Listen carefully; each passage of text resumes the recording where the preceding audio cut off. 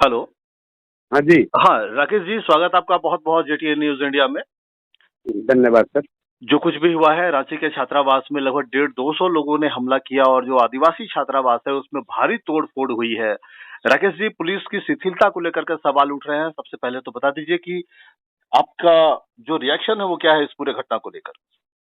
देखिए, जो आदिवासी हॉस्टल में जो घटना हुई है, वह कहीं से भी जायज नहीं है और उसके लिए पुलिस त्वरित कार्रवाई करते हुए वहाँ पीसीआर भेजी और एफआईआर दर्ज करके आपराधिक एफआईआर दर्ज किया है और सभी लोगों को पकड़ने के लिए प्रयासरत है और अपना काम कर रही है। पुलिस अपना सर्वोच्च देकर राज्य के विकास में अपना बलिदान दे रही है। उसमें कहीं से भी लापरवाही नहीं बरता गया है। जो भी घटना घटित हुई है और जो लोग भी उसमें षड्यंत्रकारी हैं, उन सभी का आने वाले समय में पर्दाफाश होगा और सभी लोग जेल के अंदर रहेंगे। पुलिस को किसी को भी पकड़ने के लिए साक्ष्य जुटाना पड़ता है और पर्याप्त साक्ष्य के बाद ही उसको कोर्ट में प्रोड्यूस करना पड़ता है। राकेश जी, आप पुलिस मेंस एसोसिएशन के प्रदेश अध्यक्ष हैं। जरा ये बड़ी जिम्मेवारी के साथ आप बता दीजिए कि अगर पुलिस त्वरित कार्रवाई कर रही है, रिस्पॉन्ड कर रही है पॉजिटिवली और रिजल्ट ओरिएंटिंग इनिशिएटिव है पुलिस का, तो झारखंड के जो आदिवासी विधायक हैं, वो नाराज क्यों हैं पुलिस की कार्यशैली से?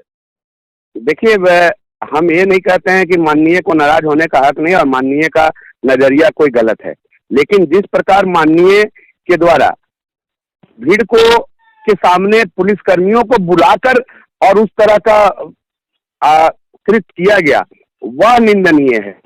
जिस प्रकार पुलिस को बुलाकर आप एक सभा में संबोधित करने में आप बुलाते हैं और कहते हैं कि तुमको बंधक बना लेंगे, तुम्हारा रेड कर देंगे, तुम्हारा पे खून का रंग चढ़ा देंगे, तो यह गलत है। इसके लिए हमने माननीय विधानसभा अध्यक्ष से ट्वीट के माध्यम से पूछा है कि क्या विशेषाधिकार के कवच पहने माननीय के द्वारा अगर किसी आपराधिक कृत्य को फैलाया जाए या वैमनस्यता बढ़े या फिर कोई उपद्रवियों का मनोबल बढ़े, तो उनके लिए क्या सदन से कोई कठोर संदेश है देने के लिए?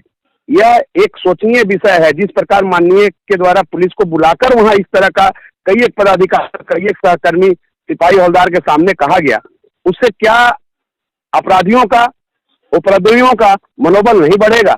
इससे इनकार नहीं किया जा सकता है। राकेश जी, आप जो सिसई के विधायक हैं जीरा मुंडा, उनके और ममता कुमारी के बीच में जो बातचीत हुई है, आप उसका उल्लेख कर रहे हैं। उनका समर्थन कोई नहीं करता। जो कुछ भी विधायक जी ने कहा है कि आपको बंधक बना लेंगे, इसका समर्थन कोई नहीं करता। लेकिन अगर कार्यपालिका अगर सही ढंग से काम नहीं करेगी, तो विधायिका को तो डांटना पड़ेगा, विधायिका को तो मार्गदर्शन देना पड़ेगा ना, कार्यपालिका को उनको तो समझाना पड़ेगा। बिल्कुल बिल्कुल। विधायिका ही नियम जो बनाती है और उसी से राज्य का सुशासन कायम करने के लिए पुलिस काम कर रही है। पुलिस को आप सही मार्गदर्शन दें, भीड़ के सामने बुलाकर और केवल जलील करने के लिए से आपका बड़प्पन नहीं होगा। आप उसको सही मार्गदर्शन दें और सही तरीके से काम कराएं। राज्य के पुलिसकर्मी अपने जान की आहुति देकर, अपने बच्चों की खुशियां देकर वो 100% सही काम कर रहे हैं और वो अपना निरंतर पुलिसकर्मियों जो हैं वो राज्य के जनता के लिए, राज्य के माननीय के सुरक्षा के लिए सभी में अपना भागीदारी सुनिश्चित किए हुए हैं। अगर कहीं से भी विधायिका को यह लगता है कि नहीं यह गलत हो रहा है, तो उनके पास बहुत सारा अधिकार है जिसका अनुपालन कर सकते हैं। इस तरह से केवल लोकप्रियता पाने के लिए और अपने लोगों में एक भाव पैदा करने के लिए, पुलिस के प्रति नकारात्मक सोच पैदा करने के लिए अगर आप केवल बोलते हैं, तो उससे आने वाले समय में सभी को नुकसान होने वाला है, क्योंकि इससे अपराधियों का और उपद्रवियों का मनोबल बढ़ेगा। मनोबल की आप बात कर रहे हैं राकेश जी। एक घटना उसी वक्त हुई है, विधायक जीरा मुंडा बोलते रह गए और ममता कुमारी जो थाना प्रभारी है वो उठकर चल गई है वहां से। तो आपको लगता है कि ये इनडिसिप्लिन है क्या, ये अनुशासनहीनता के दायरे में नहीं है क्या? सर, आप एक देख लीजिए कि वो वीडियो ही देख लीजिए। हम लोग तो उसके प्रत्यक्षदर्शी नहीं हैं, लेकिन वीडियो देखने से ही पता चल रहा है कि उनके डीएसपी ने उनको कहा कि आप देखिए कुछ हो रहा है, कुछ जहाँ कुछ हो रहा है या फोन आया है, जिसके बाद वह वहां से उठ के गई और फिर पुनः वहां आई है। इसलिए अनडिसिप्लिन का कहीं बात नहीं है। जिस प्रकार का बर्ताव किया गया है, एक समूह को इकट्ठा करके और पुलिस को बुलाया गया है। ऐसा नहीं कि पुलिस वहां पहले से गई थी या अनुसंधान कर रही थी, पुलिस को वहां बुला के खड़ा किया गया है। और आज आप एक चीज देख लीजिए कि डीएसपी स्तर के पदाधिकारी भी अगर अपनी बात कहना चाहते हैं तो रोक दिया जाता है कि नहीं, तुम चुप बैठो, तुम रहो, आराम से रहो, तुम पढ़ाओ मत हमको। हम लोग शिक्षक थोड़ी हैं, हम लोग सिपाही हैं।